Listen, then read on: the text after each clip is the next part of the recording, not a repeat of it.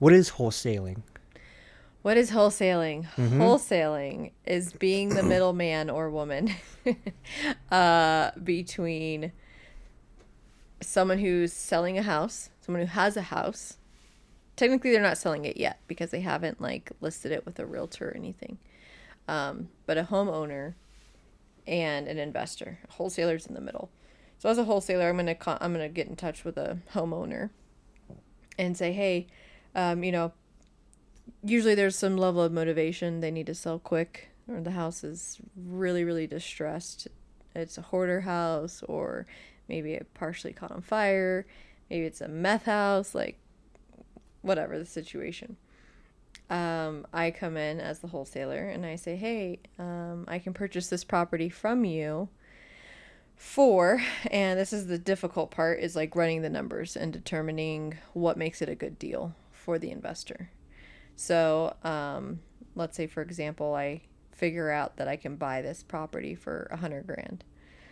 I get it under contract with the homeowner for 100,000, and my contract is assignable. So I can assign that contract because I don't ever have to buy the house. I don't have to even have any money, actually. I simply assign that contract to my investor for more than the 100,000. So I'm going to go to my investor and say, hey, I got this deal for you. Give me 120,000 and it's yours. And now this investor can come in and renovate it. Typically, we're usually looking at rental or fix and flip properties, but sometimes we do rentals. So this investor can come in and renovate it, and then they're looking at a potential profit of what they'll make after the house is fixed up of, say, 280. So it's worth it to them to buy it from me for 120. And I just make the money in the middle as a wholesaler. So in layman's terms, you already kind of like put a name to it, but like a fix and flip. Mm-hmm. Yep. Well, but I'm Nice. not the one flipping it. The investor is. You're just buying it. I don't buy it. You find it. I find it. I find the deal that the flipper wants to flip. Okay. I find the deal and I get it under contract. And then I'm selling the contract to the investor, to the flipper. Okay. Wow. We'll get more into that because I want to learn how to find a deal, the process of getting this deal under contract from X, Y, and Z to, the end of the road with that deal. And now you make profit. But you said you were a trucker, and I'm going to be honest with you. I got an embarrassing question.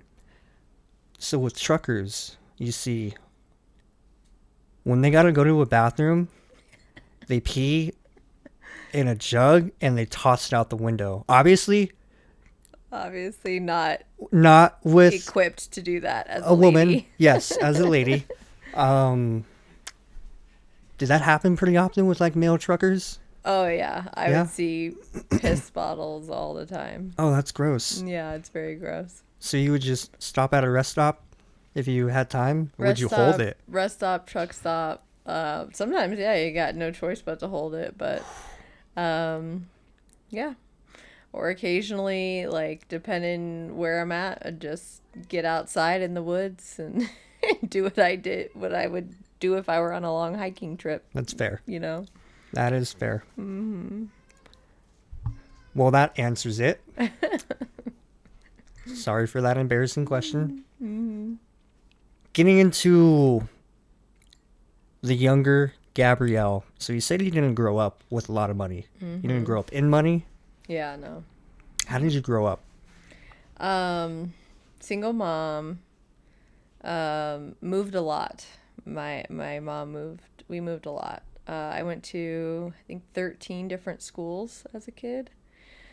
So, never really had a chance to like build relationships and friendships much. And that actually that used to feel bad, but now I see that as kind of part of my superpower. Like that's part of what's made me as versatile as I am today, is that I move so much and that I had to learn how to get along with different people with different backgrounds and ways of life. And so, yeah, just growing up, we never, we always had what we needed for the most part, but definitely like, didn't experience luxuries for real. To have the opportunity to take a road trip to Texas was like a big deal. My grandfather lives in Texas. And so when I was 22 was when I was like, I want to like really get out and explore the country more. I want to see it more. I had been in a relationship with someone who that was their dream, was to be a trucker when I was 18. And so I went on the road with him and saw what it was like. And that's when I kind of fell in love with the idea of becoming a trucker myself and starting a company and getting to travel all over the country. Yeah, so decided that that would be my way out of Colorado because I didn't really see one otherwise. So, how long did you do trucking for?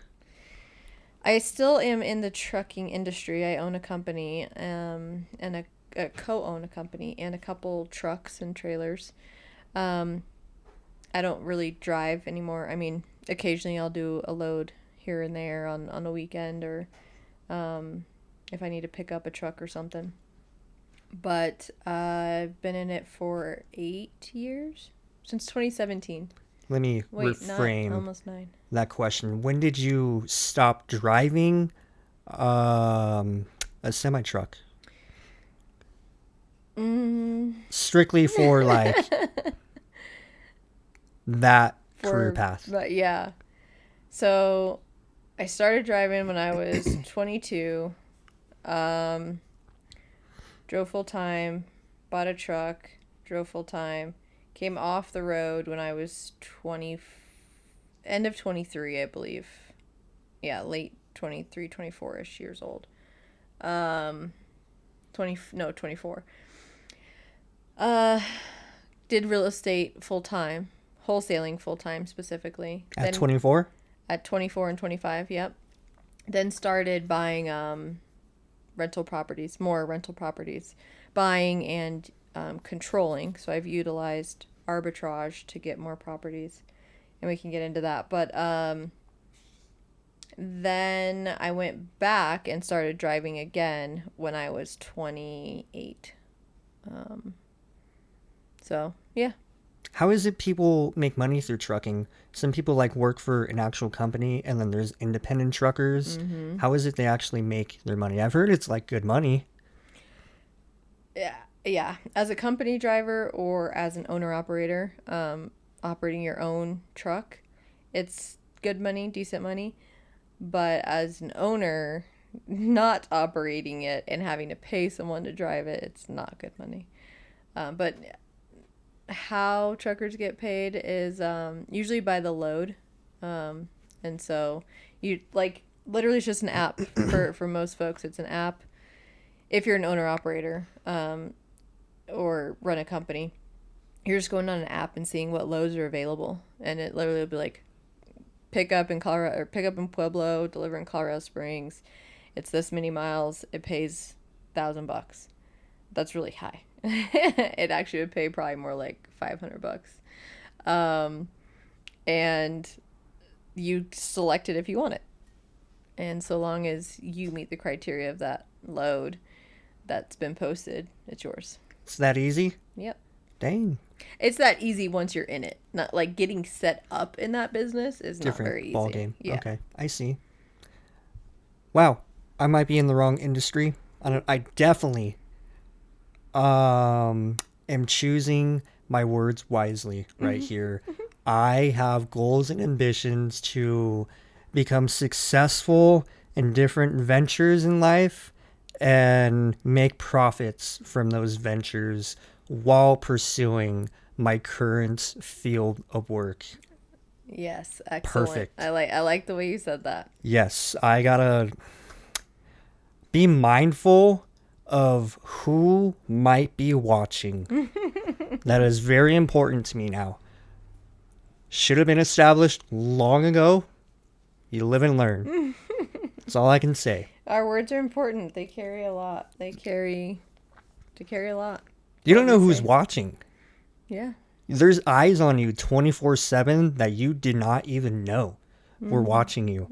Like, I had an experience this week with someone that I am working with, and they're like, hey, what were you doing at we have like a little arcade bar in Pueblo, and he was like, what were you doing down there? What was in your cup you had? I was like, it was just Coke. I was like, oh, okay. What?